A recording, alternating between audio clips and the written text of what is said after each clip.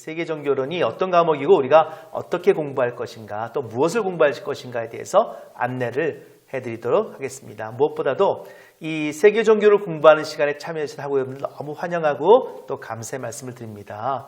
우리가 세상을 살아갈 때 말이에요. 어떻게 내가 알고 있는 신앙 한 가지만 아는 것으로 충분할까? 그렇지 않아요. 우리 종교학을 배우는 사람들에게 이런 말이 있어요. 하나만 아는 것은 아무것도 모르는 것과 같다. 이렇게 말도 있거든요. 그렇죠?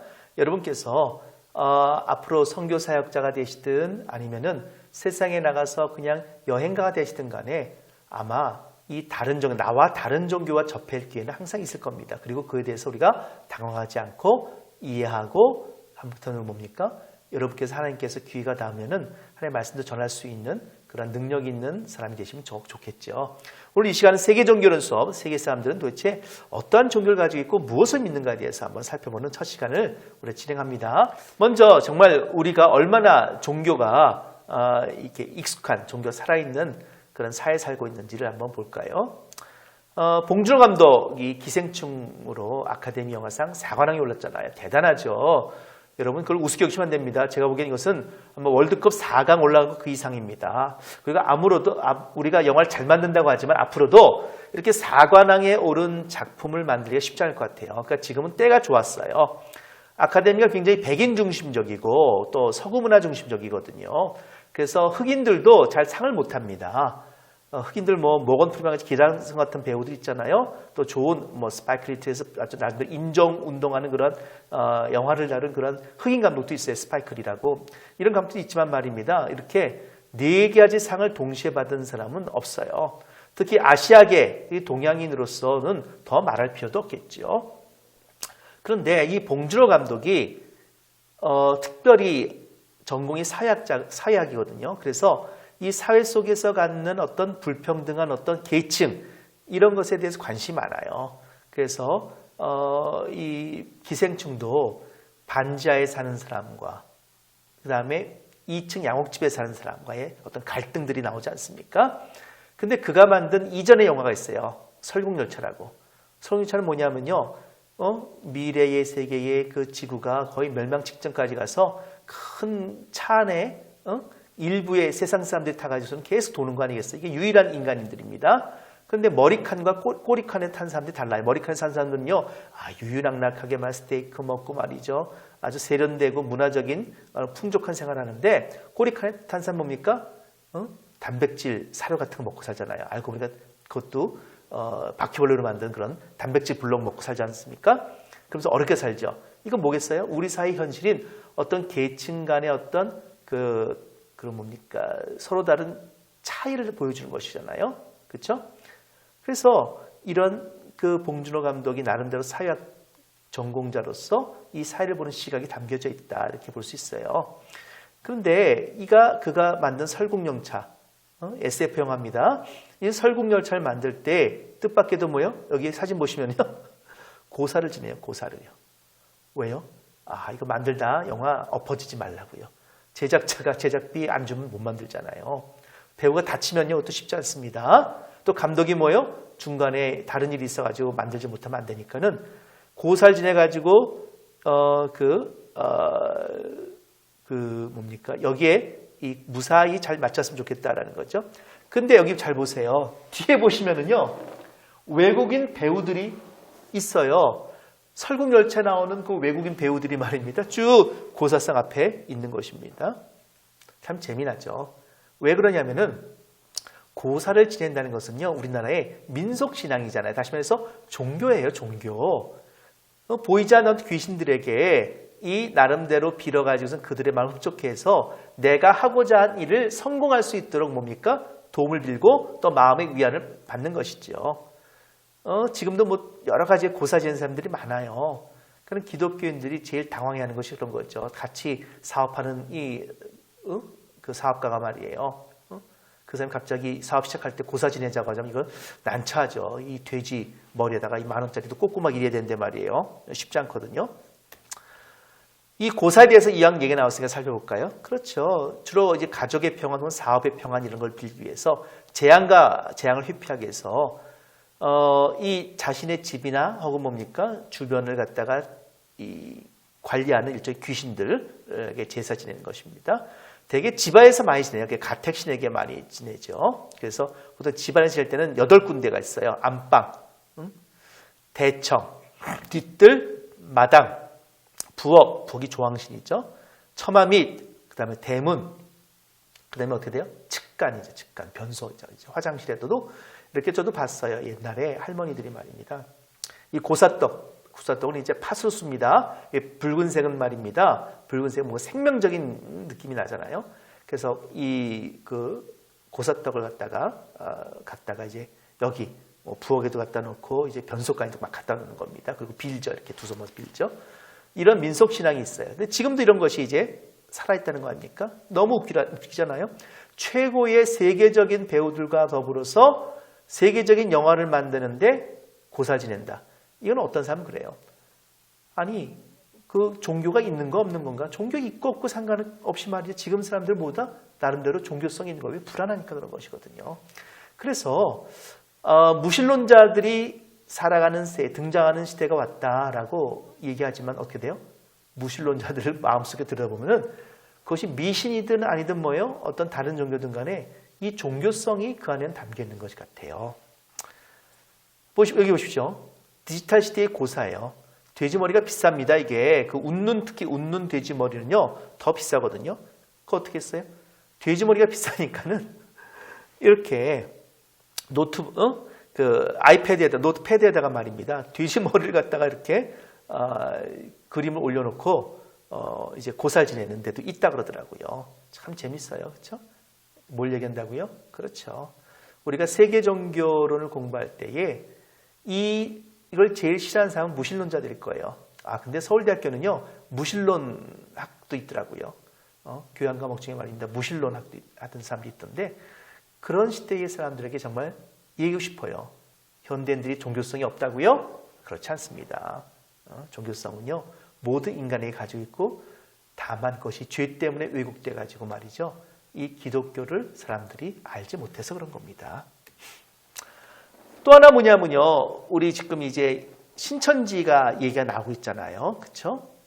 그 코로나 바이러스 때문에 신천지가 일으킨 그 파장은요. 이루 말할 수 없거든요. 그럴 때에 제가 이제 지나가다가 찍은 사진이에요. 택시를 보는데 말이죠. 아름다운 신천지교 이렇게 광고판을 붙인 택시를 봤어요. 또 어떤 버스인데 그 CBS 기독교 방송이 신천지에 대해서 문제점을 지적하는 그러한 프로그램을 여러 편 방송한 적이 있거든요. 그때 큰 버스 뒷면에다가 말이죠. CBS 사과라고 말이죠. 이렇게 붙여놓고 다니는 버스도 제가 본 적이 있어요. 이 신천지 같은 종교를 갖다가 기독교에서는요 이단이라 부르고요. 종교학자들은 신흥종교라고 부릅니다. 그러니까 이단과 신흥종교는 어떤 차이가 있냐면요. 이런 어떤 차별점가 있어요. 신흥종교는 기존 종교와 비교할 때 가장 최근에 성립한 종교다. 다시 말해서 신흥종교는 날짜만 뭐예요? 기독교는 예를 들어서 2000년 전에 예수가 와서 성립됐다. 유대교는 그 이전에 됐죠. 불교는 기원전 6세기에 석가모니가 창시했다. 이렇게 나름대로 나왔는데 이만희의 신천지는요. 언제 만드냐면 84년도네요. 1984년도 3월 14일 날 만들었어요. 이렇게 날짜를 가지고 기준으로 삼아서 옛날 종교와가 달리 최근에 나온 종교다에 가서 신흥종교 이렇게 이제 말한다는 거예요.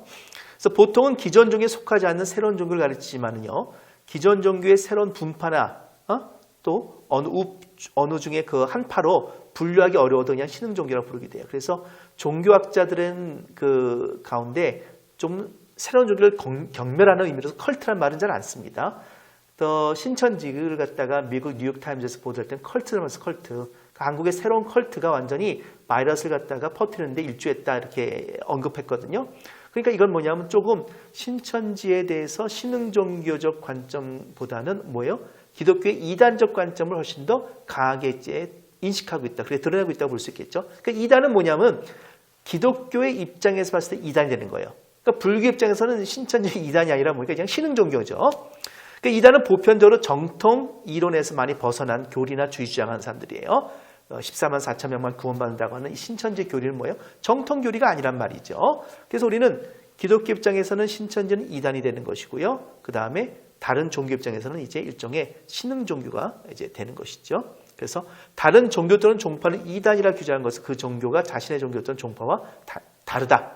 단지 다르다는 것이 아니라 그 종교의 문제점, 틀린 점이 있다기 때문에 그런 거예요. 기억하십시오. 신흥 종교는 그냥 다른 틀리든 간에 뭐예요? 그냥 나와 다르기 때문에 최근에 나온 종교이기 때문에 신흥 종교인 거예요. 근데 이단은 뭡니까? 나랑 다르기 때문에, 틀리기 때문에. 다시 말해서 기독교 이단이라는 것은 뭡니까? 기독교의 교리와 틀리기 때문에 이단이라는 것이죠. 그래서 신천지를 기독교에서는 이단이라 부르는 것이고 그 밖에 다른 종교에서는 신흥 종교로 부르지만 그것도 뭐라고요? 이 컬트란 말을 써가지고 이 사회적으로 잘 우리가 조화롭게 성립될 수 없다는 의미에서 특수한 사람들이 아주 특별한 어떤 행동적인 어떤 모습을 보인다는 점에서 일종의 컬트라고 부르는 것입니다.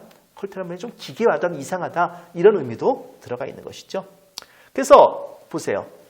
신천지를 통해서 코로나19 바이러스가 굉장히 많이 번졌잖아요. 그렇죠? 어떻게 돼요? 거기에는 그런 종교적 이유가 있는 것이거든요. 그러니까 우리는 문제를 가지고서는 사회 문제를 일으키긴 했지만은 우리가 봤을 때는 고살 지내던 신천지가 이렇게 나오든 간에 말이에요. 무엇인가 우리 사회는 기독교, 불교, 이슬람 같은 어떤 제도 종교, 커다란 큰 종교만뿐만 아니라 뭐가 있다는 거예요? 작지만 여러 가지 다른 종교들과 아울러 뭐예요? 종교를 갖지 않은 사람이 갖는 종교적 심성들, 이런 것들이 함께 있는 종교적인 사회에 살고 있다는 것을 제가 말씀드리고 싶어요. 더 멀리 나가볼까요? 그렇죠. 여기에 제가 고토 겐지라고 하는 일본의 저널리스트를 갖다가 제가 소개하려고 해요. 이 사람은요, IS, 얼마나 이게 이슬람 근본주의자들, 이슬람 국가를 갖다 만드는 이 사람 때문에 우리가 몇 년 동안 고생을 많이 했어요. 1990년대 중반부터 인권 평화 등을 테마로 해서 중동 아프리카에서 취재하는 일본 그 저널리스트예요. 근데 이 사람은요, 기독교인이에요. 그래서 분쟁 지역의 고아들, 그 다음에 학대받는 사람, 여성들 이런 걸 때 취재가 전 세계에 알려가지고 사람들의 생각을 좀 환기시키고 이 사람을 도울 수 있도록 이 여론을 조성하는 그런 역할을 해왔거든요. 이 사람은 기독교에서 나름대로 자기 사명을 여기서 발견했던 것입니다. 근데 어떻게 돼요? 2015년 유튜브를 통해서 생중계됐어요. 2월 1일 날 IS에서 참수당했어요. 안타깝죠. 그렇죠? 그러니까 뭡니까? 본인이 이 IS에 고통받는 사람을 취재했다는 이유만으로도 어떻게 돼요? 도대체 IS라고 하는 이슬람의 근본주의자들은 무엇이길래 이런 사람들 갖다가 죽였을까? 여기서 뭐가 있어요? 종교적인 어떤 모습들. 종교가 사실 어떻게 보면은 지금도 세상에 많은 영향을 주고 있다는 것을 갖다가 보여주는 것이죠. 이 고토 겐지는 정말 기독교인다운 이야기를 했어요. 이렇게 나중에 죽기 전에 이런 녹화를 했어요. 일본에 계신 여러분도 부디 시리아인들에게 어떤 책임을 지우지 마시기 바랍니다. 왜요? 시리아의 IS한테 잡혀서 참수형을 당했는데 어떻게 하는 거예요? 그야말로 예수님처럼 말이에요. 저들에게 죄를 돌리지 말라고 하는 그런 예수님 같은 말씀을 하신 거죠. 정말 훌륭한 저널리스트입니다. 근데 이 안에서 우리는 뭘 발견한다고요? 그렇죠. IS라고 하는 이슬람 종교를 기반으로 하는 그것이 이슬람과 딱 맞아떨어지진 않지만 뭐예요? 나름대로 이슬람 사상을 가지고 나와가지고서는 이것을 갖다가 다른 기독교인들과 다른 종교인들 갖다가 이제 박해하고 이런 데 이제 쓰는 것이죠. 그러니까 우리가 뉴스 시간에 맨날 나왔잖아요. 도대체 우리가 설국열차에서 고사드리는 모습이나 그런 데서부터 비롯해가지고 IS의 어떤 테러 얘기까지 종교가 굉장히 이 세계인의 삶에 관여하고 있다는 것입니다. 따라서 우리는 뭐예요?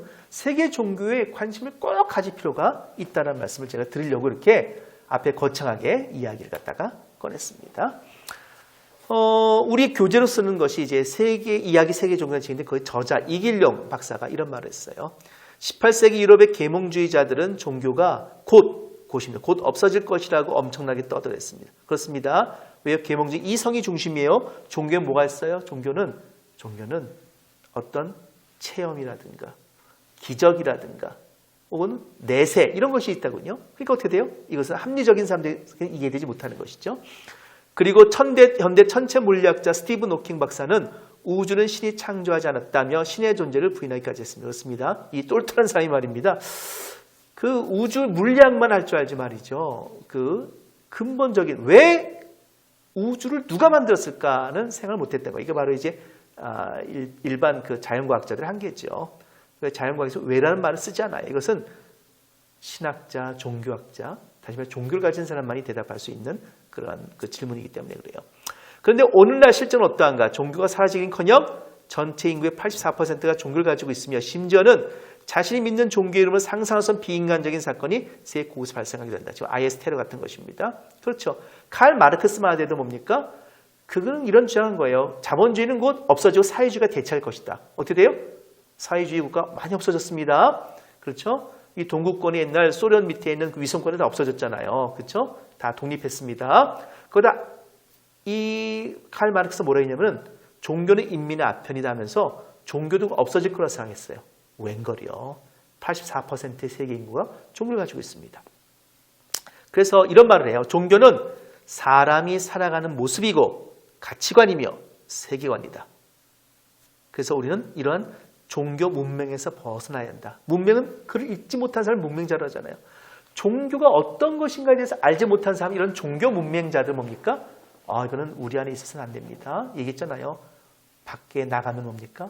종교와 연관된 사람들이 살고 있는 세상이 있고 우리는 그들과의 관계 속에서 살아야 됩니다. 성경은 뭐겠어요? 그들에게 복음을 전하는 거예요. 어떻게 그들을 알지 못하고 어떻게 전하겠어요?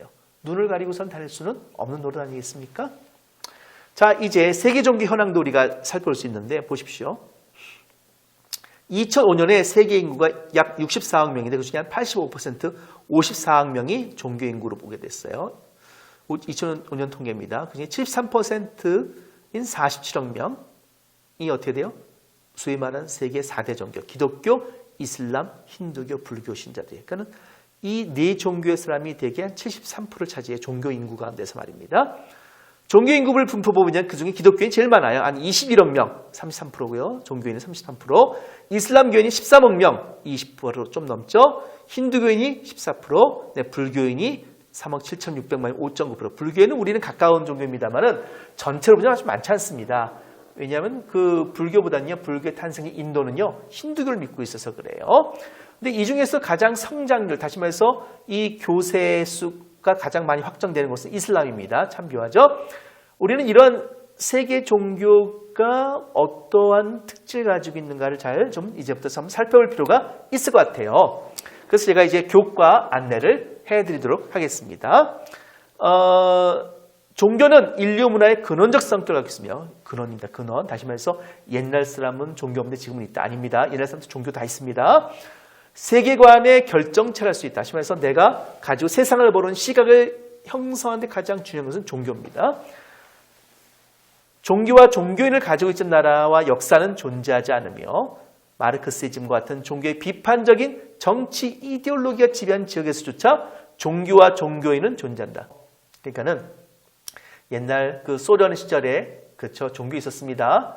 중국이 마오쩌둥이 말이죠, 문화혁명, 1910 문화혁명 일으키면서 공자의 분별 다 파헤쳤어요. 다시 말해서 공자는 이제 또 사회혁명에 어울리지 못한다 싶어가지고서는 유교를 완전 깡그리 없애기 위해서 제2의 분석행위, 유교 역사책을 다 불태워버렸어요.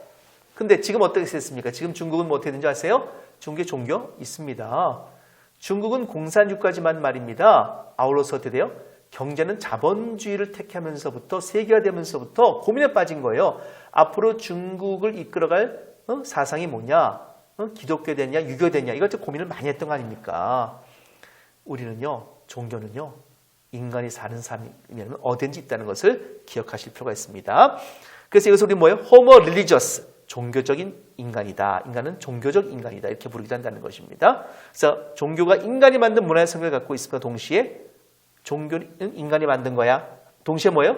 그 인간을 만드는 것이 종교며 신앙이다라는 것도 우리가 기억해 볼 필요가 있습니다. 계속해서 한번 읽어볼까요? 문화로서의 종교는 지리적, 역사적으로 매우 다양한 모습을 지니고 있습니다. 그렇습니다. 지리에 따라 달라요. 그래서 이쪽 동남아시아 계통은 말입니다. 특히 말레이 반도, 인도네시아 쪽 이슬람이 많습니다. 왜냐하면 힌두교가 건너와서 포교를 많이 해서 그래요. 문화로서의 종교는 지리적 역사적으로 매우 다양한 모습을 지니고 있으며 다양한 종교가 존재한다는 사실은 진리의 절대성을 주장하는 기독교인으로서는 깊이 생각과 연구를 하지 않을 수 없게 된다. 무슨 말이에요? 여태까지 그러면 불교, 기독교, 힌두교, 이슬람 등등 종교 여러 종교가 있는데 우리는 기독교가 진리라고 믿어요. 하나님의 말씀 진리예요. 그리고 어떤 분들은 기독교를 종교라고 부르지 말라 이런 분들도 있어요. 근데 우리는 이제 이 다른 종교로 세계 종교론을 배우기 때문에 다른 종교와 비교하기 위해서 이렇게 종교란 말을 쓰는 것입니다. 종교란 말이 뭐예요? 으뜸종자 가르칠 교자예요. 가르치면 으뜸이 되다. 이건 물론 일본에서 들어온 말이긴 합니다만 이 영어의 릴리전이라고 하는 말이에요. 어쨌든 간에 우리는 다른 말로 하기에는 우리가 기독교 진리라고 표현하지만 말입니다. 그러나 이제 다른 종교를 이렇게 볼 수밖에 없는 입장이라는 점에서 사실은 이 세계 종교로는요 굉장히 어렵게 느낄 수도 있어요. 왜냐하면 다른 종교를 무조건 없인 여기게 되느냐 또 그런 것은 아니거든요. 특히 그리스도의 복음을 전파하는 것을 목적으로 삼는 기독교 선교에 있어서 다양한 종교들은 반드시 학습해야 될 대상이라 합니다. 그렇습니다. 힌두교 사람들이 왜 겐지스강에서 이렇게 막 시체를 태우고 화장을 할까? 그 이해해야 되잖아요. 그렇죠? 나름대로 이해가 있는 것입니다. 힌두교 사람들이 아침에는 뿌자 의식해가지고 말입니다. 이 무릇에다 그릇 이렇게 떠서 집 앞에 놔요. 이것은 뭘까요? 그래서 밤새도록 다니는 그 귀신들 목 축이고 하라고 해놓은 것이거든요. 우리가 하면은요 너무 문화적인 충격에 빠질 가능성이 높아요.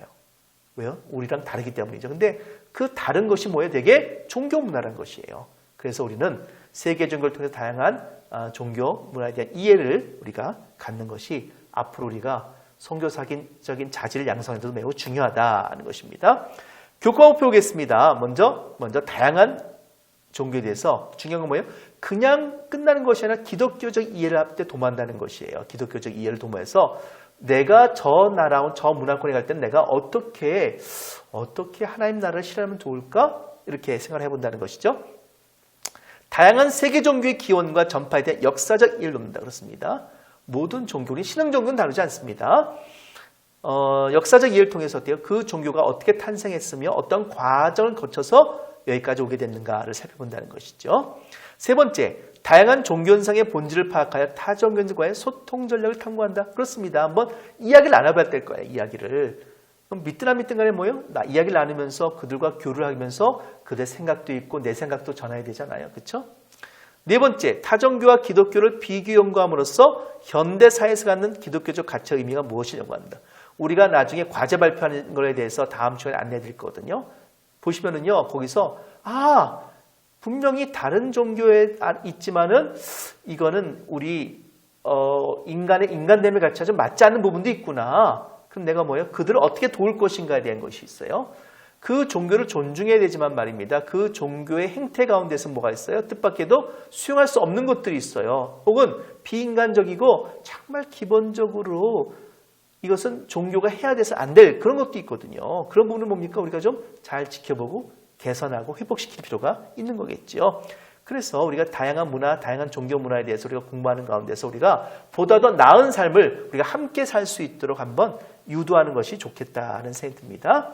자, 우리 교재 안내해 드립니다. 주교재는 아까 말씀대로 이야기 세계 종교입니다. 그래서 각 종교의 핵심을 갖다 적어놨어요. 이 책은 두껍지 않습니다. 되게 세계 종교는 책이요. 보통 제가 대학 때 배울 때는 기본이 2권짜리였어요. 이렇게 두껍다고요. 그 읽기도 벅찹니다. 근데 이 책은 한 권으로 되어 있으면서도 압축적으로 핵심을 잘 찔러놓은 책입니다. 이길령 박사가 썼어요. 예, 아주 똑똑한 저자입니다. 네. 그 다음에 특히 한국의 종교학자가 쓴, 그러면서 신학대학에서 강의하는, 신학대학 강의하는 종교학자가 쓴 책이라는 점에서 나름대로 균형성을 잘 파악하면서 썼다라는 데서 저는 좀 이 책을 제가 쓰기로 합니다. 그래서 일단 쉬워요. 가장 쉽습니다. 이보다 더 쉬운 종교학 책은 별로 없습니다. 그런데 우리가 흥미로운 것은 뭐예요? 이 책이 모든 종교를 다 다루지 않아요. 그래서 제가 퀴즈로서 얇은 소책자 하나를 더 보려고 그래요. 그 책은요, 일본의 신산책이에요. 왜냐하면 방학 때 일본으로 단기 선교를 가잖아요. 또 일본에 또 우리가 선교사님하고 자매 결혼 맺은 데도 있거든요. 그래서 일본의 종교 문화를 이해하는데 그 신도를 이해하는데 가장 기본이 된 것이 신사입니다.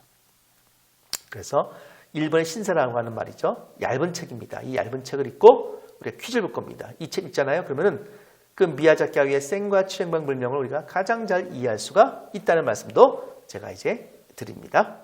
먼저 우리가 세계 종교를 할 때 항상 세계 종교를 공부하는 게 왜 필요한가? 그리고 이것이 피부에 와닿는 우리 삶에 아주 기묘한 문제다라는 말씀을 제가 드리고 있어요.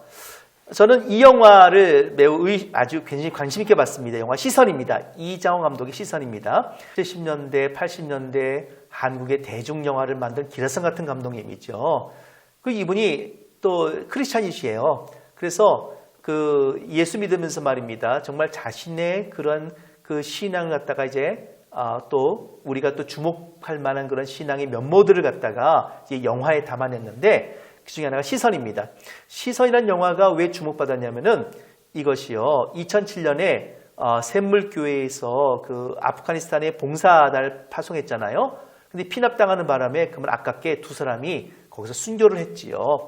그래서 이러한 그 어려움에 대한 바탕에 대해서 만든 영화가 아니냐, 이제 그걸 생각하게 만든 영화거든요. 근데 물론 이장엄도 본인은요, 제가 직접 물어봤어요. 이거는 자기가 그 샘물교회 피납 사건을 염두에 두고 만든 영화는 아니다, 이렇게 말을 하더라고요. 대신에 자기는 이제 그 엔도 슈샤쿠라고는 일본의 그 크리스찬 그 작가가 쓴 소설 중에서 침묵이라는 소설, 침묵. 이 침묵이라는 소설은요, 그 17세기 초반에 일본의 나가사키를 배경으로 해가지고서는 일본의 가톨릭 교인들이 박해받는 그런 내용을 담고 있거든요. 거기에 말입니다. 그 일본의 그 관리들이 말이에요. 너 가톨릭, 너 천주교 말이야. 너 안 믿으면은 살려주고 믿으면 말이에요. 가진 고문 속에서 죽게끔 했던 거예요. 이제 그렇게 순교냐 아니면 배교냐 하는 그러한 내용들이 이 영화 속에도 이제 나오는 거죠. 그래서 아주 주목받은 그런 기독교 영화로서 지금도 이제 남아 있습니다. 여기에 이제 바로 뭐가 있어요? 그렇죠. 여기 영화 속에서는요, 그 교회의 봉사단이 나옵니다. 거기는 그 안내하는 가이드가 있어요. 좀 약간의 좀 사기성 있는 그런 가이드입니다.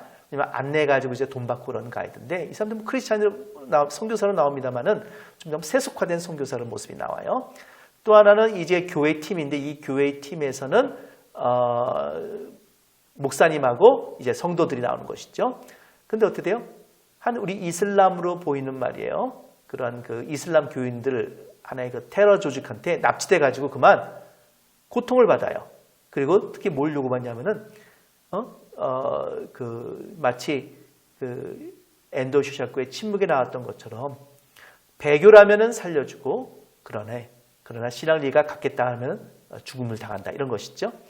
그래서 그런 신앙의 갈등을 이제 접목시켜서 보여준 영화입니다.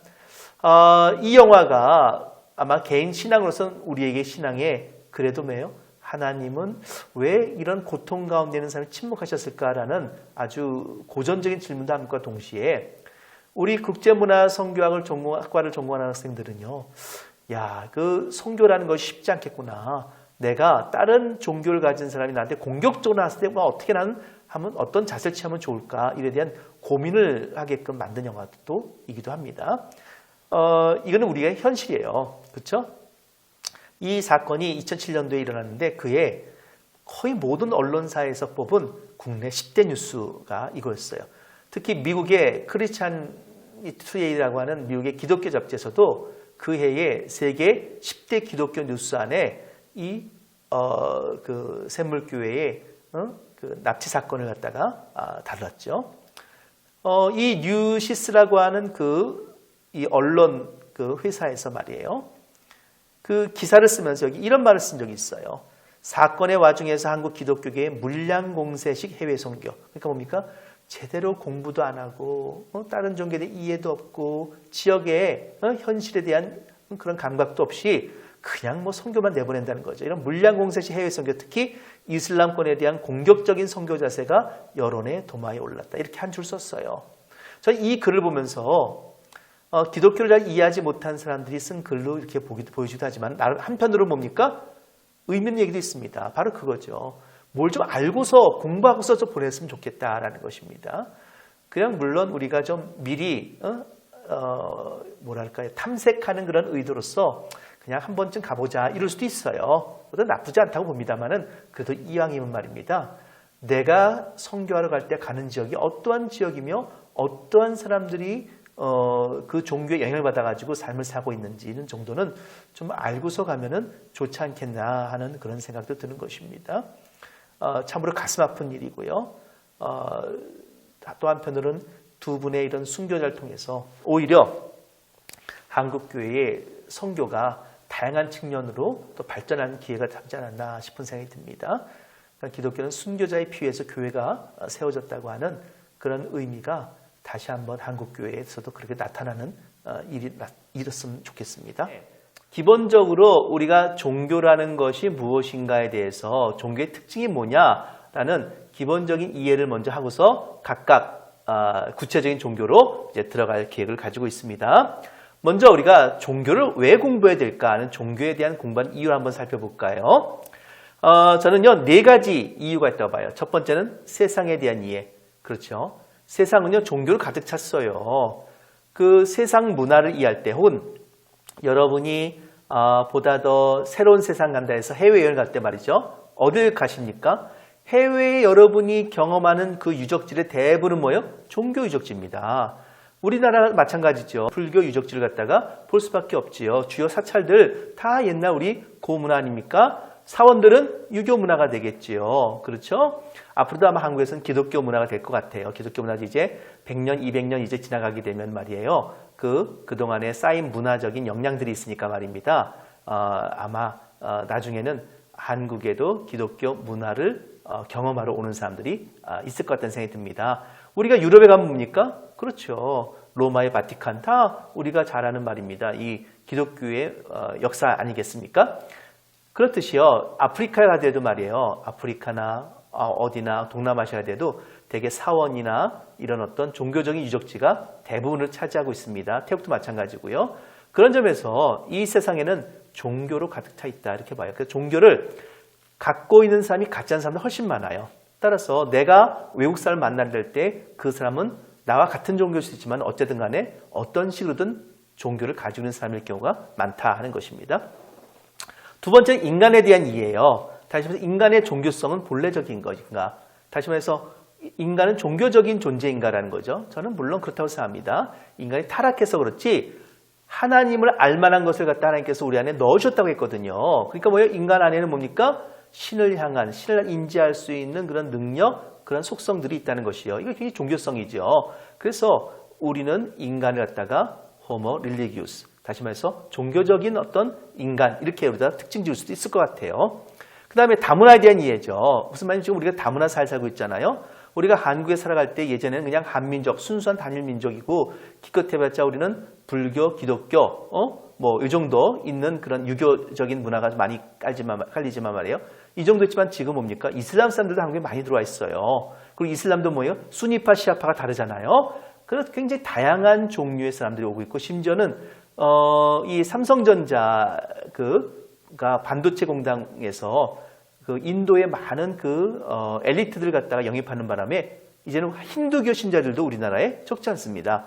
이렇게 한 사회 문화의 본질로서의 종교가 다문화 사회에서 그 역할을 한다는 것이에요. 그래서 우리가 그런 다른 종교를 가진 사람들과 어울려 살아갈 수밖에 없는 그런 또 사회에도 직면한 것은 우리가 바로 이런 종교를 공부할 때 유익이 될 수 있다는 것이죠. 근데 가장 중요한 건 뭐예요? 선교에 대한 이해죠. 어떻게 다른 세계관을 가진 사람을 모르는데 내가 복음을 전할 수 있겠어요?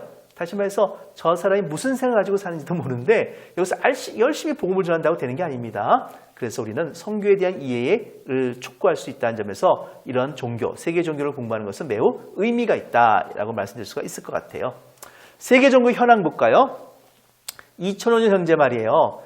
세계 인구는 약 64억 명쯤 된다 그래요. 2005년. 지금은 이제 75억 명쯤 됩니다. 그 가운데 약 85%가 54억 명이 종교인이에요. 기독교, 이슬람, 힌두교, 불교가 흔히 말하는 말이죠. 세계 4대 종교라고 불리죠. 왜 4대 종교냐 하면요. 그 믿는 사람의 숫자가 많아서 그런 거예요. 종교 인구 분포를 보게 되면은 기독교 인구가 제일 많습니다. 여기에는요, 개신교, 천주교인 다 포함한 것입니다. 기독교인. 세계 인구 33%나 됩니다. 저쪽 남미 쪽에는 이제 가톨릭이 많고요. 유럽과 그 다음에 아메리카, 미국 그다음에 저쪽에 호주, 뉴질랜드 같은 이러한 그 남반구 쪽에는요, 이 개신교인들이 많습니다. 종교별 인구 분포를 보잖아요. 계속 보면 그 다음으로 많은 게 이슬람 사람들이에요.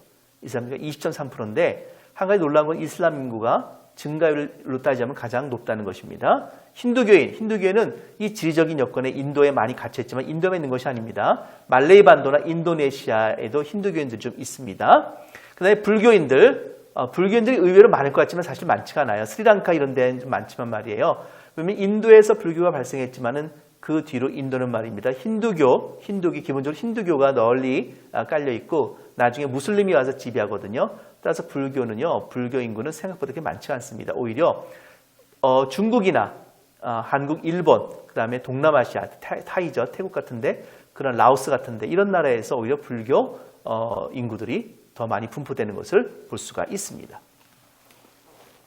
자, 2025년 미래의 세계의 종교는 어떻게 변할 것인가? 한번 인구수로 보자면요. 아마 2025년, 2050년 되더라도 역시 최대는 기독교 인구가 제일 많을 거다 이렇게 봐요. 물론 여기서 기독교는 이제 가톨릭을 포함한 것입니다. 왜냐하면 가톨릭은요 산하 제한을 하지 않아요. 그래서 남미에 가게 되면요 가톨릭 그 교인 수가 아주 많습니다. 미국이 약 2000년도에 2억 2,500만 명이라면은 2050년대는 3억 3천만 명. 그러니까 인구수로 봤을 때 말입니다. 그 종교 인구 비율이 역시 기독교가 압도적으로 많다라는 것을 우리가 알 수가 있습니다. 중국 보실까요? 중국은요. 지금 한 5천만 명 정도 예상한다 그러는데 어떤 사람 1억 명 넘을 거다라고 보시는 분도 있어요. 그렇지만요. 여기에 따르면요. 한 6천만 명, 2050년에도 6천만 명 정도 수준에서 머물 거다 보니 이것은 제가 보기에는요. 한국의 선교사에 따라서 달라질 수 있을 것 같아요. 한국 교회에 따라서 중국의 기독교 인구가 5천만 명이나 6천만 명 머무르지 않고 진짜 1억을 넘겨서 혹은 그 이상을 넘겨서 중국의 중요한 핵심 종교로 등장할 수도 있지 않나 하는 그런 기대도 함께 가지고 있습니다. 한국 교회의 역량에 따라 달린 것 같습니다. 기독교 대집단의 과세 볼까요? 우리 기독교 안에서 보는 겁니다. 그럴 때 역시 가장 많은 인구수는요. 로마 가톨릭입니다. 지금 2005년도에 11억 1,900만 명이고요. 근데 독립교단, 이건 장로교, 감리교가 이런 게 아니라 그냥 어떤 교단에도 속하지 않고 독립적인 교회로 신앙생활하는 그런 교회가 4억 2,700만 명이나 성도수를 가지고 있어요. 개신교인이죠. 3억 7,600만 명. 개신교는 아까 말한 장로교, 감리교 같은 그런 개신교인들이 말입니다. 정교회가 2억 2천만 명. 그러니까 정교회는 이 러시아 정교회야, 그리스 정교회를 말하는 것이죠. 성공회는요 영국을 중심으로 해서 나와 있는데 형식은 가톨릭이지만은 내용은 개신교입니다. 그래서 성공회는 교리적으로는 개신교를 따라요. 성공회 신부는 결혼도 합니다. 그래서 개신교로 우리가 포함을 시키기도 합니다. 뭐 기타 여러 가지 작은 분파들이 해서 3,400만 명 가지고 2005년도에 한 22억 5천만 명 정도의 기독교인이 있었어요. 2025년도에도 이제 성장하려 봅니다. 그렇지만 왜 가장 많이 성장하는 게 역시 뭡니까? 로마 가톨릭이 계속해서 성장하고 있다라고 이제 보는 것이죠. 이러한 종교에 대해서 우리가 학문적으로 그다음에 생활에서 종교를 갖다가 어떻게 바라볼 것이냐 하는 문제는요. 정말 근대 문명화되면서 급속히 변했어요. 다시 말해서 중세에 태어난 사람은 그냥 자동적으로 뭐예요? 그냥 세례받고 말이죠. 기독교인이 되는 거예요. 그 문화와 그다음에 그 삶의 양식 자체가 그렇게 돼 있는 것입니다. 근데 어떻게 돼요?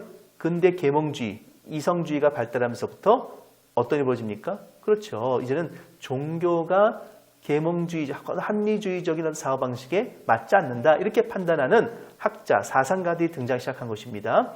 그래서 어떻게 돼요? 누구나 태어나면서 자동적으로 서구에서 기독교인이 됐던 사람들이 기독교를 뭡니까? 자동이 아니라 선택을 하는 그런 입장으로 받게 된 거죠. 다시 말해서 나는 부모님이 기독교니까 나도 기독교를 사는 거야. 당연해. 이렇게 의심 없었다면은 그 이제 18세기부터는 어떻게 합니까? 이제는 선택이 돼가지고 내가 종교를 선택하고 내가 어떤 종교를 갈 것이냐 하는 것도 이제 선택사항으로 돼버리고 만 거죠. 이럴 때에 이 계몽주의적 사상 속에서 종교적 의미를 갖다가 굉장히 밝힌 학자들이 몇 사람 있어요. 그 학자를 갖다 소개합니다. 먼저 대표는 슐라이머입니다. 프리드리 다니엘 에른스트 슐라이머 이렇게 볼 이름은 길어요. 이 사람은 한마디로 근대 프로테스탄트 신학의 아버지다 이렇게 말을 해요. 그 다음에 그 뒤로 있었던 자유주의 신학의 어떤 그런 그 시조를 역할도 하기도 했었어요. 이 사람이 중요한 것은 뭐냐면 자유주의 신학자가 중요한 것이 아니라 아까 말한 대로 합리주의적인 이성적인 사고방식에 의해서 종교를 갖다가 회피하고 혹은 종교를 갖다가 배격하는 그런 계몽주의 시대의 사람들에 대항해가지고 그 계몽주의를 비판한 거예요. 그러니까 이성 중심적으로 그것만이 말이죠 삶의 진실인 것처럼 얘기하는 것에 대해서 이 계몽주의 사조에 대한 혹독한 비판을 갖다 하고 있는 것입니다. 그래서 슐러의 마가 쓴 유명한 작품 중에 종교론이 있어요. 특히 기독교 변증서가 있고요. 다시 말해서 왜 기독교가 진리인가에 대해서 너희들이 쓰는 계몽주의적 입장에서 합리적인 사고방식으로 접근해가지고서는요. 너희들 갖다가 정말로 깨우쳐 주겠다 이렇게 쓴 거예요. 그리고 너희들이 말할 수 없는 다시 말해서 지성으로서는 말이다 감당할 수 없는 영역이 종교 안에 있다. 그러니까 너희가 그 똑똑하다는 머리를 갖다 들이대서 성경을 다 알 수 있는 게 아니다. 기독교를 다 알 수 있다고 착각하지 말라는 거예요. 그러니까 너희들이 머리에서 아는 부분만 아는 것이지 전체를 다 알 수도 없고 또 종교는 뭡니까? 지성의 영역에서 벗어난 제외된 부분이 있다는 것입니다. 그래서 슐레마우는 종교를 이렇게 얘기해요. 종교는 무한자를 향한 감각이며 맞범이다. 감각이라는 것은 말입니다. 사실상은 지성적 영역으로 볼 수가 없어요. 여러분 이렇게 딱 꼬집었을 때 따끔하잖아요. 어떤 사람 아프다 그래요. 이 감각입니다. 감각. 이 감각을 갖다가 어떻게 우리가 설명할 수가 있겠어요? 어떻습니까? 따끔따끔합니까? 아니면 찌끔찌끔합니까? 아니면은 쓰라립니까? 다르다는 거예요. 사람마다 다를 수 있거든요. 그래서 이 종교를 갖다가 너희들이 지성적 영역에서 헤아릴 수 있는 그런 게 아니다라는 것에 대해서 얘기한 것이죠. 또 하나 뭐냐면요. 종교란 절대적 의존 감정으로서 종교적 직관과 감정이 분리되기 전에 원초적 느낌이다. 다시 말해서 학문의 영역에서 출발할 수 없는 게 있다는 거예요. 절대 의존의 감정이다. 그렇잖아요. 우리가 하나님에 대해서 신앙한다는 것은 뭡니까? 하나님을 의지하는 거 아니겠어요? 하나님께 도움을 바라는 것이란 거죠. 그 모든 종교에서는요. 그 종교에서 인간의 능력의 한계를 인정하고 그 의지하고자 하는 그러한 그 감정들, 열망들이 굉장히 강하거든요. 그러니까 뭡니까? 절대 의존의 감정으로 종교를 해석한 것은 굉장히 의미가 있었다라는 것이죠. 또 감정이란 말씀, 감각 이런 말씀을 기억하셔야 돼요. 이것은 뭡니까? 계몽주의자들이 이것은 받아들이기가 쉽지 않고 또 뭐예요? 그들의 한계점이기도 하기 때문에 그렇습니다. 인간이 지성적으로만 살 수 없잖아요. 인간은 감정적인 존재고 감각을 통해서 인식하는 존재인데 말입니다. 그렇죠? 머리를 통해서만 모든 걸 인식할 수 있는 게 아니에요. 여러분 하나님에 대한 맞범 이런 말 쓸 수 있어요. 그럴 때 어떻게 돼요? 우리가 하나님을 갖다가 지성적으로 하는 것이 아니라 하나님에 대한 경험 이런 것도 있다는 것이죠. 그러니까 감정, 감각으로서 우리가 알게 되는 것이 바로 또한 종교의 특징이기도 합니다. 그래서 종교적 감정이야말로 인간이 어떠한 존재인가를 알려주는 가장 중요한 특성이다. 그래서 어떻습니까? 내가 회개하잖아요. 눈물콧물 다 흘리고 회개하잖아요. 잘못했습니다. 주님 용서해주라고 하잖아요. 이건 종교적 감정인 거예요. 그때 우리가 어떤 인간적 존재예요? 내가 죄인한 사실 갖다 깨닫게 되는 것이죠. 종교를 지식적인 알미나 혹은 외부적인 행위보다도 인간의 가장 깊고 내면적인 느낌과 직관에서 찾았어요. 이 직관의 것은 뭡니까? 이것은 논리적이고 하나하나 분석해가지고 하는 것이 아니라 딱 그때 말이죠. 탁 인투이션이라죠. 그때 탁 오는 어떤 느낌, 깨달음 이런 거예요. 그렇잖아요. 우리가 예배 갈 때마다 탁 은혜 받는 게 아닙니다. 우리가 어떤 예배 갔을 때 말이죠. 갑자기 뭡니까? 내 마음이 뜨거워지는 것을 갖다 우리가 느낀잖아요. 그렇죠. 그렇죠. 가장 깊은 내면적 느낌이 있는 것입니다. 그것은요. 직관으로서 우리가 알아차릴 수 있는 것이죠. 우리는요. 이성과 지성의 영역에서 우리의 신앙 혹은 종교라고 말하는 것을 갖다가 다 따질 수가 없다라는 것을 이 슐라의 마어의 종교 이해에서 우리가 알 수 있는 것입니다. 또 하나 학자는요. 그 계몽주의 이제 후반부 19세기 중반 이후부터 나온 나단 쉐더블롬이라는 거예요. 이 사람은 스웨덴 학자예요. 스웨덴 발음이 어렵습니다. 나단 쉐더블롬 이렇게 우물라우트죠. 이 오자의 이렇게 꼭 발음이요. 이제 독특해요. 그래서 나단 쉐더블롬 이렇게 말하기도 하고 쉐더블롬 이렇게 말하기도 합니다. 노벨상 수상자이기도 해요. 그리고 이 스웨덴의 가장 좋은 대학이 웁살라 대학이거든요. 스웨덴의 하바드라 불리는 웁살라 대학에서 종교학 교수로 있었어요. 근데 이분이 가장 놀라운 어떤 그 연구 업적이 뭐냐면 이런 거예요. 성스러움의 체험이야말로 종교의 독자성이다. 이렇게 얘기해요. 독자성이란 말은 뭐냐면 종교에 탁월하고 특별한 영역이 있다는 거예요. 다시 말해서 일반 지성과 이성이나 다른 학문의 영역에서 들어가서 이것이 간파될 수 없는 독자성이 있는 거예요. 그걸 다 뭐예요? 성스러움의 체험으로 본 것이죠. 그래서 종교리 백과사전에서 이 성스러움, 홀리니스한 논문을 발표합니다. 이건 아주 중요해요. 이것은 뭐예요? 지금 뭘 하냐면은 종교는 종교만의 특별한 것이 있다는 거예요. 이 부분을 갖다 강조하려고 지금 계속 이 얘기를 하는 것입니다. 다른 어떤 철학으로서 우리가 간파할 수 없는 게 있고요. 다른 어떤 이성으로서 우리가 알아챌 수 없는 그런 특별한 경험, 특별한 영역이 종교 안에는 있다라는 것을 갖다가 지금 계속 얘기하려고 하는 것입니다. 그래서 종교 안에서는 신의 개념보다 더 본질적인 단어가 바로 성스러움입니다. 신한 것은 철학자들도 얘기하는 것이 있거든요. 그런데 이성적인 철학자들이 경험하지 못한 게 뭐예요? 철학자들은요, 이성을 있잖아요. 근데 뭐 어떻게 돼요? 신의 경험이 있어요. 우리가 들어봤겠죠, 여러분. 그 한국의 무교에서 말이에요. 무당들이 신내림, 신굿을 하잖아요. 무당들의 몸속에 말이죠. 신이 온단 말, 귀신이 들어온단 말입니다. 그럴 때에 나타날 수 있는 그런 경험들은요. 다른 어떤 학문의 영역에서 우리가 알아차릴 수 없는 것이거든요. 거기서 뭐가 있어요? 이 사람들은 그 신을 받아들일 때 뭐가 있냐면 나름대로 자기는 그걸 거룩한 체험이라고 봐요. 다시 말해서 딴 데서 얻을 수 없는 거룩함이라는 것이죠. 그러니까 여기 거룩함이라는 단어는 기독교에만 있는 용어가 아니라 모든 종교 체험들의 종교적인 어떤 독자성을 설명하기 위한 특별한 어떤 용어로서 이 나단 쉐도브름이 쏘고 있는 것입니다. 그래서 신관이 없는 종교는 있을 수 있어요. 유교도 신관이 없잖아요. 그러나 성스러움과 속됨에 불리없는 종교는 있을 수 있어요. 다시 말해서 무엇인가 유교도 어떻게 돼요? 제사 지낼 때 뭐라고요? 거룩한 어떤 그런 경건함 이런 것이 있다는 것입니다. 종묘 제리학 보십시오. 그 느린 음악 속에서 그 조선시대의 그 선왕들에게 제사 지낼 때 말이죠. 음악들 보세요. 그런 아주 의례들 보시게 되면요. 그건 나름대로 경건함이 있는 것이거든요. 그러니까는 그 속에는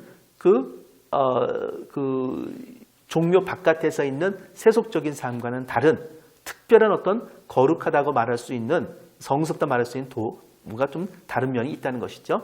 그래서 나단 쉐더블은 뭐냐? 종교의 유일한 기준은 바로 성스러움이라는 개념에서의 유무예요. 다시 말해서 성스러운 어떤 경험이 있으면 종교가 되는 것이고 그렇지 않다면 뭐예요? 종교가 아닌 거죠. 한번 잘 보십시오. 음식에 성스러움이 있습니까? 아니면 돈에 성스러움 느끼십니까?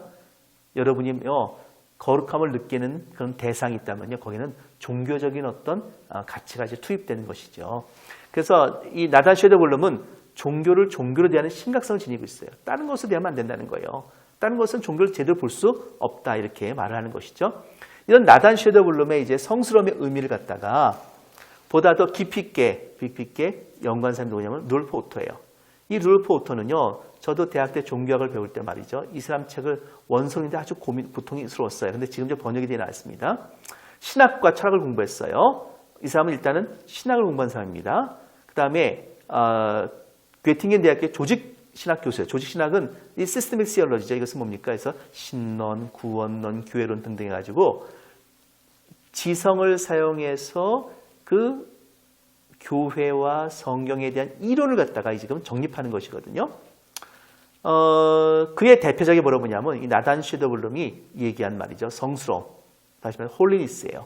거룩함이라는 작품이 있어요. 홀리니스, 다사일리게라고 말하는데 이 성스러움의 의미를 갖다가 번역된 이 다사일리게 책이 이 누돌프 오토의 대표적인 책입니다.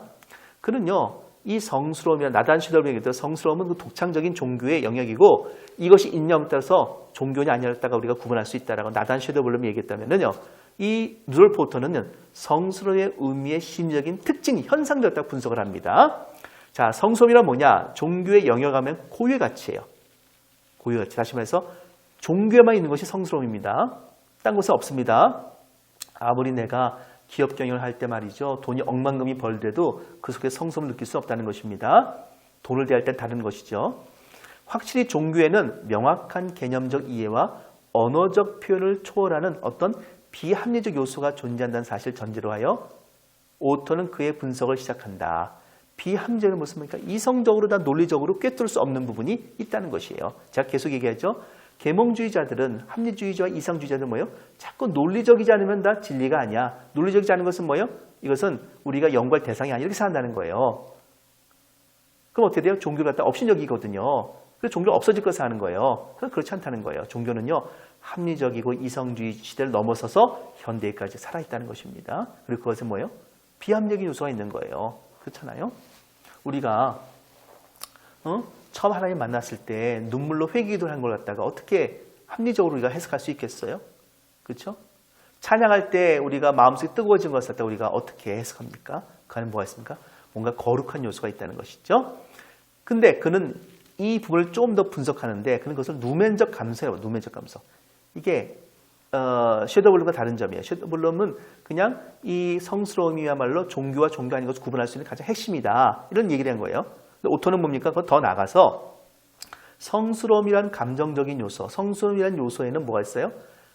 말로 표현해서 누멘적 감성은 누멘이라고 하는 용어를 갖다 자기가 쓰고 있다는 거예요. 이 부분이 중요합니다. 이 누멘적 요소가 뭐냐? 이걸 좀 한번 우리가 공부할 필요가 있어요. 보통 거룩하다란 말은 도덕적 완성을 뜻하는 것으로 사용하지만 뭐예요? 그러나 진짜 종교에서 거룩은 뭐예요? 도덕적인 것이 아니에요. 그것이 뭐냐면 도덕적인 것을 뺀 X라 부를 수 있는 그 무엇인가 있다는 거죠. 이 X를 갖다가 루돌프는 뭐예요? 누멘이다 말이에요. 다시 말해서 코로나 바이러스가 창궐할 때 말이에요. 내가 아껴가지고 이 마스크 갖다가 내가 기증을 했어요. 착한 행동이죠, 그렇죠? 선합니다. 근데 그런 선한 행동을 누멘이라 그러잖아요. 근데 뭐가 있어요? 내가 교회에서 기도하는데 말이죠. 하나님께서 말씀하시는, 하나님께서 나에게 말씀하시는 거예요. 마음이 뜨거워지는 거예요. 친구야, 너 마스크 모아서 뭐하냐? 가난한 이웃을 도와야 되지 않겠냐? 고통받는 이웃을 위하면 어떻게 하겠냐? 나는 내가 뭐야? 하나님에 대한 경험을 한 거예요. 막 뜨거운 경험을 해가지고 내가 회개를 했어요. 그리고 보니까 나는 내가 모았던 마스크를 갖다 준 거예요. 그럴 때에 나의 행동 보십시오. 하나님을 만난 그 독특한 거룩한 경험. 이것이 누멘인 거예요. 다시 말해서 내가 착한 행동으로서 마스크 갖다 준 것은 뭐예요? 그건 선한 것이죠. 그렇죠? 그럴 때 내가 사람들은 뭘 봐요? 아, 저 사람은 거룩한 사람이네. 저 사람은요. 자기가 마스크 한 수가 갖다 준 만큼 말이죠. 이 선행적으로 또 거룩한 사람이에요. 경건한 사람이군요. 이렇게 얘기할 수 있지만 뭐예요? 그렇게 거기서 핵심은 거룩함의 핵심은 거기에 있는 게 아니라는 거예요. 마스크 갖다 준 게 있는 게 아니라 그 이전에 뭐예요? 그것을 가능하게 만들었던 누멘적인 것. 여기서 있다는 거예요. 그래서 그는요. 이런 말을 써요. 성스러움이라는 개념에서 도덕적인 선을 뺀 부분. 이 부분을 갖다 이름을 지을 수 없는 그 무엇이 있어요. 하나님에 대한 그 경험, 말씀에 대한 경험 이런 것이 있다는 거예요. 그런 누멘적인 것이 있다는 거예요. 이것을 갖다가 뭐라고 불러요? 바로 누멘, X를 갖다가 누멘이라고 부른다. 신옥은 신적인 것이라 사용하는 것이다. 라는 것이죠. 그래서 이 누멘적인 것은 말로 표현할 수 없는 것이지만 모든 종교 안에는 내적 핵심이다. 라는 거예요. 잘 보셔야 돼요. 이것이 신비주의를 갖다가 조장하는 방향으로 갈 수 있지만 말이에요. 그 종교를 혹은 신앙을 다이나믹하게도 만들 수도 있는 것입니다. 그러니까는 이 부분에 대해서 우리가 제대로 잘 알 필요가 있는 거예요. 분명 뭐예요? 무엇인가 이 기독교 안에 말입니다. 거룩한 부분이 있다는 거예요. 그 거룩한 부분은요. 우리의 체험 가운데 나타날 수도 있는데 그 체험이란 것을 절대화하고 그것을 반복을 추구하고 그에 빠져들면 어떻게 돼요? 신비주의로 가지만은 그것은 뭡니까? 하나님의 말씀을 실천하는 현실 세계에 잘 우리가 이어서 조성할 수 있다면 뭡니까? 그야말로 역동적인 신앙이며 기독교에서 살아있는 신앙이 되는 것이죠. 그는요, 이제 기본적으로 이 거룩함의 점이 어디서 나와요? 우리가 성과 속의 문화에 살기 때문에 그렇다는 것입니다. 우리가 성스러운 그 종교 영역에서 신앙에서 성스러운 문화가 있는가 하면 어떻게 돼요? 속된 문화가 있는 것이에요. 그렇잖아요. 우리가 야구 경기 막 응원하고 말입니다. 그 다음에 게임실에 가서 오락실 가서 PC방 가서 막 게임하잖아요. 이런 것을 갖다 우리 뭐 거룩하다고 말하지 않아요. 이것은 뭐 세속적인 거예요. 근데 PC방에서 막 게임하다가 말입니다. 예배 시간이에요. 그럼 어떻게 돼요? 그때는 예배 시간 갈 때는 어떻습니까? 내가 거룩한 시간과 장소, 거룩한 뭐예요? 내가 그 예배장으로 이제 가게 되는 거죠. 이때 뭡니까? 바로 성스러움과 속된 것의 차이가 나타나게 되죠. 종교 다음에 가장 큰 특징은 바로 이 거룩함에 있다는 걸 기억하셔야 돼요. 거룩함은 바로 뭐예요? 속된 삶으로부터의 전환이야. 세상에서 방황하다가 말이죠. 내가 교회 왔잖아요. 그렇죠? 세상에서 방황할 때 그 세상이 뭡니까? 속된 세상입니다. 탕자가 말이에요. 돈을 갖다 아버지가 준 돈을 갖다 막 허랑방탕에 쓰듯이 말입니다. 그것이 속된 세상이에요. 근데 우리가 신앙을 회복한다거나 다시 말해요. 내가 거룩한 삶으로 회개한다 했을 때 뭡니까? 그 삶이란 것은 속된 삶과 분명히 다른다라는 것이죠. 그래서 우리는요. 종교적 인간이라는 사실을 기억해야 돼요. 제가 예전에 그 밴쿠버에서 강의를 한 다음에 그 여름이었어요. 비행기를 타고 이제 인천공항으로 오는데 그게 싱가포르 에어라인이었거든요. 그 비행기 어떻게 하냐면 인천을 거쳐가지고 싱가포르 가서 또 어떻게 해요? 거기서 인도에 그 캘커타로 가는 비행기였어요. 콜카타라고 부르죠. 그 당시에는 이제 캘커타라고 불렀어요. 근데 그 방학 때였기 때문에 말이에요. 캐나다 젊은 애들이 그 비행기에 많이 탔어요. 나는 그래서 처음에는 이 한류 문화가 이제 막 싹트 시작할 때니까는 내가 한국을 여행하러 가는구나 생각했어요. 그래서 당신 어디 가냐 물어봤더니 뜻밖에도 상당수 젊은 사람들이 캐나다 젊은 사람들이 인도에 간다는 거예요. 인도에 왜 가냐 물었더니 그 영적인 무엇을 얻기 위해서 깨달음 얻기 위해서 한다는 거예요. 그래서 요가도 하고 말이죠. 그런다는 거예요. 그래서 얘네들이 자기네 좋은 기독교 문화가 있고 기독교 신앙이 있고 기독교 내에도 그 거룩함이라는 요소가 있는데 그 하나님과의 거룩한 만남을 갖다가 얘네들이 제대로 알지 못하고 그저 인도로 가는구나. 그러니까 뉴에이지가 유행하고요. 인도 문화가 유행한 거예요. 그럴 때에 그 인도로 가는 이 젊은 사람들은 뭐냐면 이런 생각이 있는 거예요. 서구 사람들은 물질적으로는 풍요롭지만은 영적으로 뭔가 곰핍해. 우리 영적인 통찰과 깨달음이 필요해. 이걸 얻기 위해서 기독교가 아니라 힌두교나 혹은 뉴에이지 같은 사상이 있어야 된다 해서 하는 거예요. 참 재밌는 친구들이죠. 그러니까는 정말 자기네 안에 역사적으로 문화적으로 좋은 것이 있는데도 불구하고 그걸 잘 누리지 못하는 것 같아요. 이유가 뭘까요? 이유가 뭐냐면요. 너무 그냥 세속적인 삶을 산 거예요. 거기서. 그 거룩한 삶으로 초대하는 그 하나님의 부르심에 대해서 응답하지 못한 것이죠.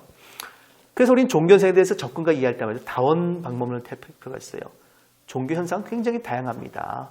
우리가 종교를 갖다 한다 할 때 말이죠. 교리적인 접근만 한 것이 아니라 이렇게 그 안에 사람들이 체험적인 접근도 있고요. 또 문화적으로 그것이 드러나는 방식도 있거든요. 그래서 여러 가지의 나타나는 현상들을 복합적으로 좀 잘 살펴볼 필요가 있어요. 총체적 접근입니다. 그래서 기독교를 우리가 이해한다 할 때 뭡니까? 어떻게 해요? 성경만을 보는 것이 아니라 교회 역사, 그렇죠? 중요한 종교교육 있잖아요. 교회 조직, 그렇죠?